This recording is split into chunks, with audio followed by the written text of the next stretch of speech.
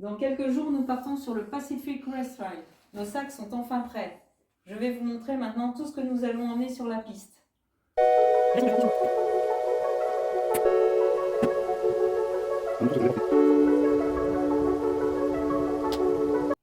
Je vais commencer par vous présenter le sac à dos. C'est un sac à dos atelier longue distance réalisé par un artisan français. Alors ce sac à dos a la particularité non seulement d'être ultra light, mais aussi d'avoir une conception particulière puisque les bretelles sont sous forme de gilet de trail.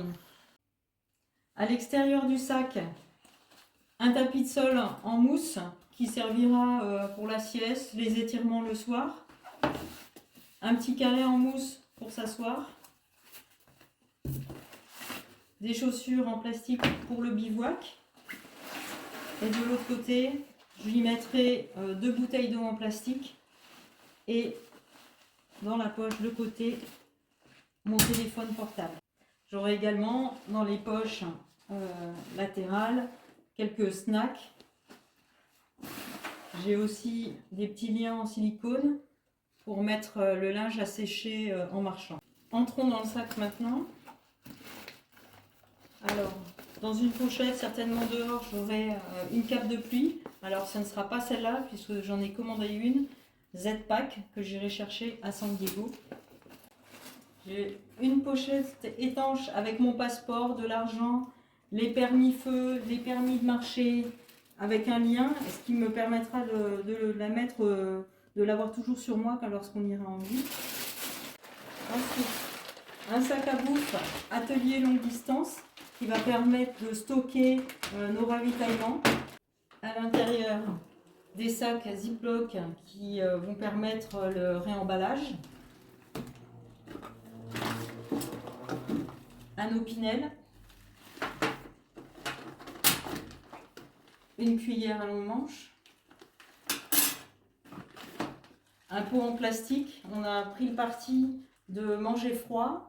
Ce pot en plastique va permettre de réhydrater notre alimentation, du couscous, des pâtes, du riz, lorsque nous serons sur le sentier. Des gourdes, donc avec cette gourde de plus de 2 litres, cette gourde filtrante d'1 litre plus les 2 bouteilles en plastique que j'aurai sur le devant du sac, j'aurai une capacité de 5 litres d'eau. Et enfin, dans ce sac, une corde et un mousqueton afin de suspendre le sac à bouffe à un arbre pour éviter que les animaux viennent nous chipper notre nourriture. Ensuite, une pochette avec des médicaments de base, des pansements.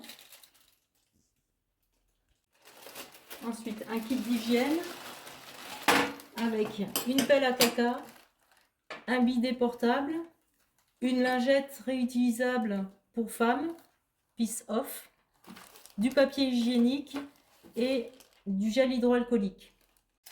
Maintenant, le matériel électrique dans une pochette en Dyneema Ultra Light. Alors, vous avez un trépied, un chargeur Anker double sortie,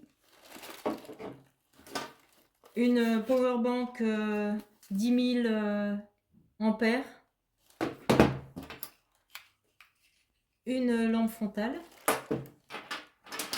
2 câbles, un adaptateur US, un adaptateur pour charger ma montre Garmin et des écouteurs filaires. On passe maintenant à la trousse de toilette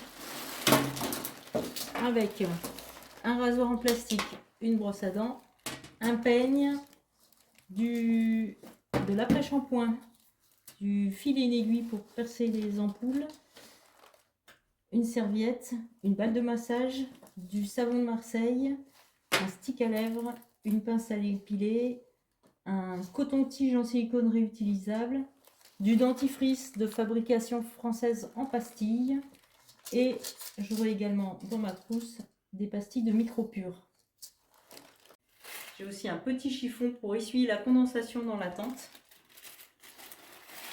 des micro-spikes pour marcher sur la neige et ne pas glisser,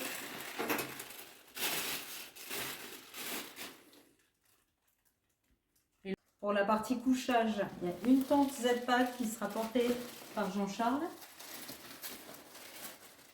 On a tous les deux un matelas Thermarest Ultra Light et un sac de couchage Cumulus en duvet. Enfin, pour finir, une pochette. Dans la pochette, j'ai une doudoune Ultra Light Enlighted Equipment. Les affaires de pluie, un pantalon de pluie Salomon, une veste de pluie Red Light, une moustiquaire de tête, 2 paires de chaussettes, un bandeau, un bonnet, 2 paires de gants, une polaire en Polartec Alpha, Ultra Light, un short,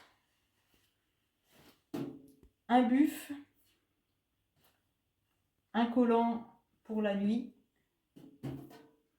un t-shirt manche longue en mérinos, un t-shirt, une chevillère, une culotte et un drap de sac.